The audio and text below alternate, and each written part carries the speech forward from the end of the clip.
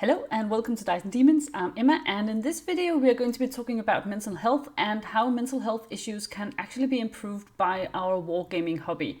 And the whole idea for this video came about because yesterday I was, I was gonna say I was cleaning up in my hobby room, but that would actually be kind of an overstatement. I was trying to clean up, and then my eyes landed on my killer can, or my silly can. I mean, this is the silliest model I have ever made. And I was, of course, immediately excited when I saw it again. And it reminded me of when I made that model. And it's not that long ago, 3 or 4 months ago, that I made this video, or this model, and a video about how I made it. And while it is a really silly and really fun, at least to me, model, it was actually made during a time when I was really struggling with my mental health, and I was struggling to such a degree that I also had to go to a psychiatric hospital and stay there for about a week and a half. So I was really feeling down and I had huge issues, but at the same time I managed to create this ridiculous and silly miniature. And I think that sort of, for me at least, encapsulates what the hobby can actually do for us when it comes to mental health issues. And so yesterday I reached out on social media to the community and asked you guys, what would you like me to cover if I was going to do a video about mental health as it relates to the hobby? And are there any issues or topics or questions you might like me to look at?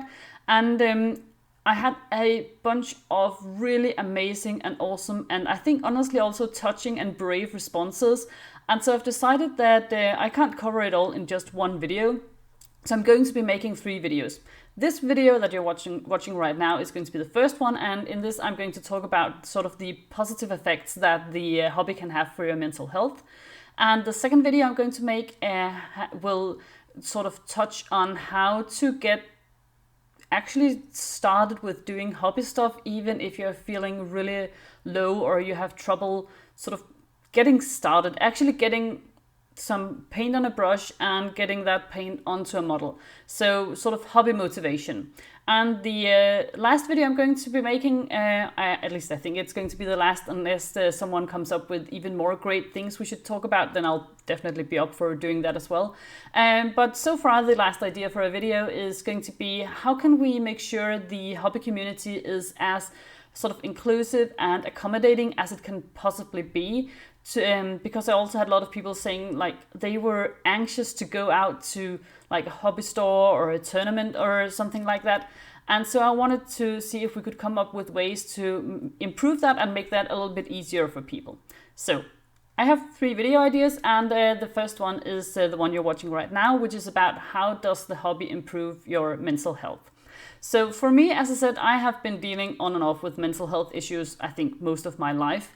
About 4 years ago, this is just a short story about me, just so you know where I'm coming from. I'm not a doctor or anything, so if you are dealing, of course, with serious mental health issues, I would absolutely advise you to go seek professional help if you're at all able to do that. And not just, take my advice for it, because I'm, as I said, not a professional. It's just something that I have dealt extensively with myself. But I have had trouble with mental health, I think, more or less all my life. And I think it comes from the fact that I am autistic and I have ADHD. But it was only diagnosed about 4 years ago when I was 33. So I had lived my entire life as a child and adolescent and a grown-up as an undiagnosed woman with ADHD and as autistic. And that means that I have spent so much energy, so much mental energy trying to cope with a world that is actually quite difficult for me to fit into. And so I have spent a lot of time trying to, pull myself together, really, trying to make sure, okay, this semester I'm just going to have all my books in order and I'm going to remember to do all my homework. And of course, with ADHD, untreated ADHD, and I did not know that I had ADHD, and I did not know I needed help managing, and my parents didn't know, and my teachers didn't know. No one knew, and everyone did the best they could for me and everything. So I don't blame anyone at all. But it's just that no one knew. And so I really struggled to keep up. I had a really easy time with sort of the academic side of going to school. I learned to read really fast, and I was good at writing and math and such. But I just struggled so much with the social aspect of school. And I quickly discovered that if I behaved like I felt was natural, the other kids would think that I was really weird.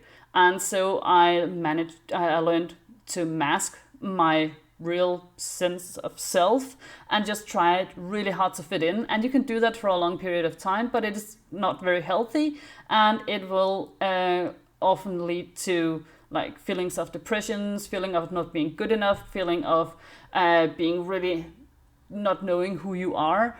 And that was exactly what I went through. I have also, and it also carried on into my adult life. I had troubles staying focused, staying on task, finishing things at the right time. I have, while at the same time having an easy time of other things that other people might find difficult. So I have a really quick example, and then we'll get back to the hobby stuff.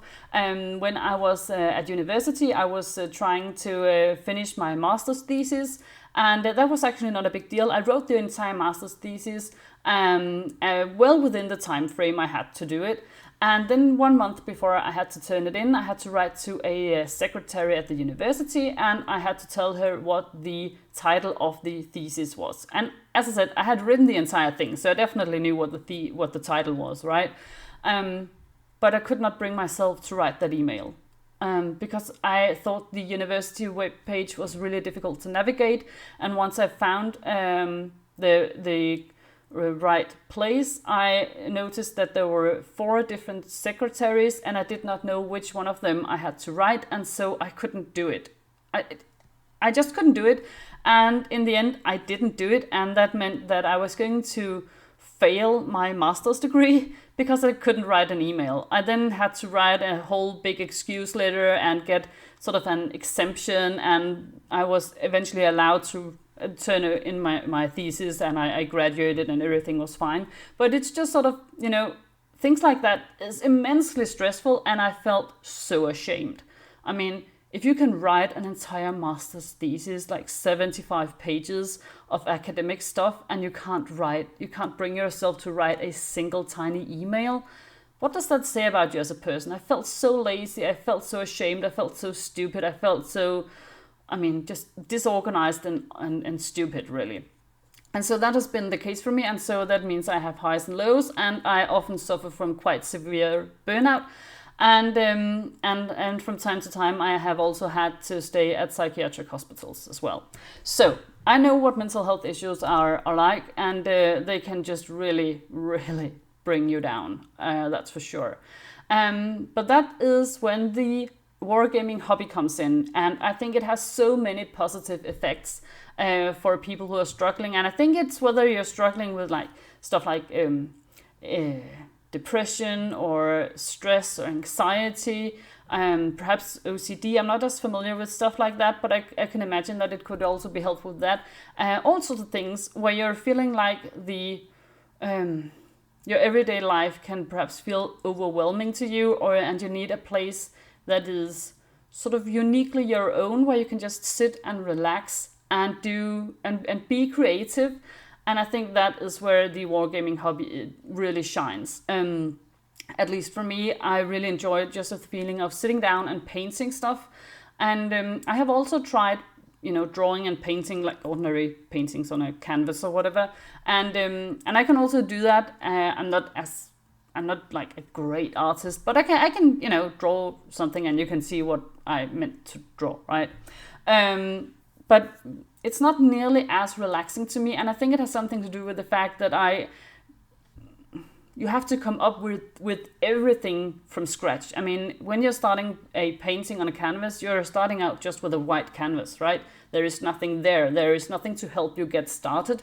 Whereas when I'm starting painting a miniature, it's already there. It's already sculpted. And there are many other people who have probably painted the exact same model, so I can find a whole bunch of inspiration if I don't know which way I want to go with the color scheme. And if I don't want to paint something that's very unique and like do a sort of an original piece of art, you can really find other, it's almost like paint by numbers, and you just have to stay within the lines and you'll actually end up with a model that looks great.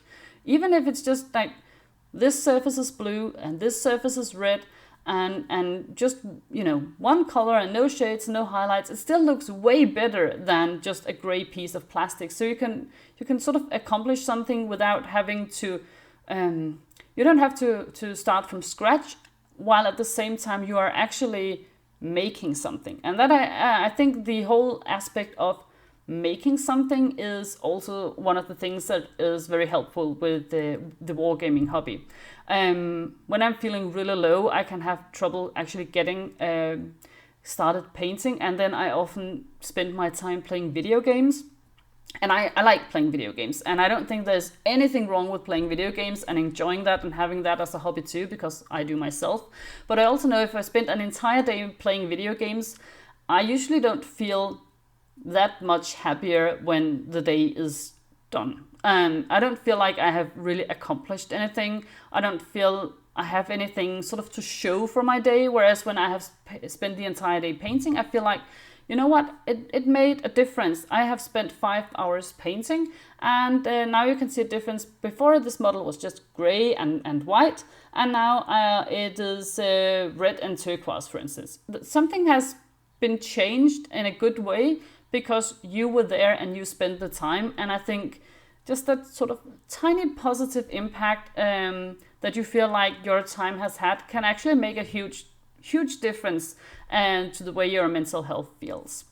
I also had a lot of you guys from the community who answered my question yesterday say that for them painting sort of is like meditation, or like getting into a flow state where you can sort of let your mind either wander, or you can better control your thoughts, or it's difficult to feel sad or anxious while painting. And some people like to sit like in complete silence and can actually manage that, or have, feel comfortable in the silence, because the silence is then filled with something positive and creative. And other people really enjoy putting on, their favorite music, or listening to audiobooks, or watching, a movie, or like a TV show or whatever, and enjoying that as well. And I really think like the whole meditative state, I have tried actually yoga and meditation at one point, because people kept saying, oh, if you have ADHD, you should learn, to meditate. That would be really good for you, like mindfulness. And I hated it. I actually got angry. I was like, come on, you guys, you can't expect me to just sit around here and be quiet and then feel like that's fine, because it's not. I did not have the right state of mind for that. I don't know. It's probably not. I think yoga and meditation are probably awesome for a lot of people, not for me. However, I think when painting, I can sort of enter a state where it's like, I don't think about how much time has passed. I don't think about I have to go buy groceries and then make dinner and all sorts of things. I'm just there. I'm just painting. I'm just doing stuff and letting my mind sort of go. And I don't feel any of those negative emotions you often have when you have problems with your mental health, if that makes sense. Another thing that other people said was really helpful was that being part of the wargaming community make them feel less lonely, whether it was but not that there's like something is more and less, but whether it was having an online community, or whether it was actually going physically into a store or to a gaming club or whatever. And I would say I can really relate to that as well, because of my mental health issues, I'm not able to have a job. I have had jobs in the past, and as I said, I also have an education, but I always get so stressed out that I end up making myself either mentally ill or physically just push myself until I physically collapse. I can't have a job, and I would love to be able to do that, but I can't. And so I have a lot of empty hours in my day, and I fill that with painting. But it also means that I don't have much of a a reason to leave my house. I don't have to. I don't have to go to a job or go to go to school or whatever. I can just more or less stay at home all day, every day if I want to. And it can be a little bit difficult for me to get out of the house. But wargaming really helps me with that, because I have 2 weekly hobby nights, one at a local store and one at a gaming club, and I go there if I am at all able to. Of course, there can be things you have to prioritize, but if I don't have anything else to do, I'll go there, even if I feel like I'm exhausted and I don't want to leave the house and I have a headache and all sorts of things. It has become so much of just a habit for me that I feel like, well, it's Wednesday, so I'm going to the store today. And then I go pack my things and I go to the store, even if it turns out, I'm actually quite tired, so I can only stay for an hour or 2, but still, it just feels so good to leave the house and meet people and have a social life. And it has not just given me sort of an opportunity to go out and meet people once or twice a week. It has also made me some like real friends, people that I see now outside of the hobby, which I would never have imagined when I started. I just started out with the hobby because I was like, oh, I just love these little toy soldiers. They're just amazing and they're cool, and I want to put paint on them, and I want to build terrain, and I want to play games with them. That was my intention and that was my goal.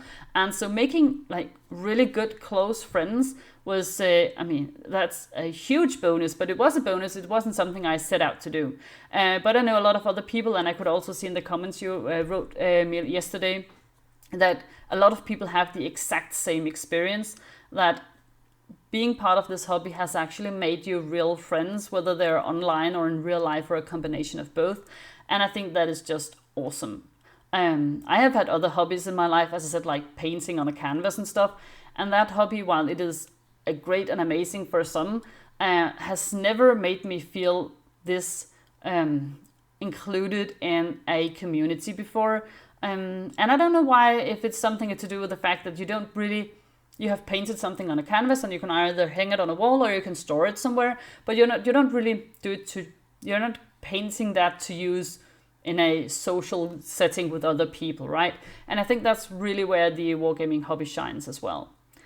So yeah, those were my sort of 3 things that I think are the main things that the wargaming hobby really helps people with when it comes to mental health issues. One is the sort of meditative thing, or the flow state thing, where you just enjoy sitting down, painting, and can, feel relaxed and feel like you can actually manage to stay in your head, and you don't have to think about everything that is difficult right now. You can just relax and enjoy yourself.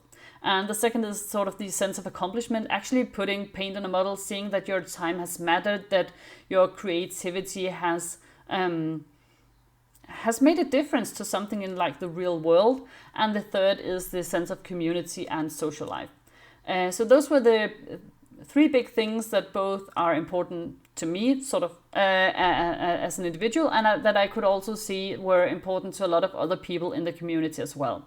So what do you think? Is that something you can relate to as well, or are there other things where you think, oh, this is actually what makes wargaming great for my mental health? I would love to hear that in the comments. Also, if you have any sort of inputs or questions or suggestions, ideas, whatever, or a story you want to tell with regards to the next 2 videos coming up, the one about how to get back on track if you feel like you really want to paint or you really want to build, but you just have a really difficult time actually getting the motivation and putting, the paint on a brush or whatever it is. So if you have any ideas for how to manage that, I would love to hear that as well.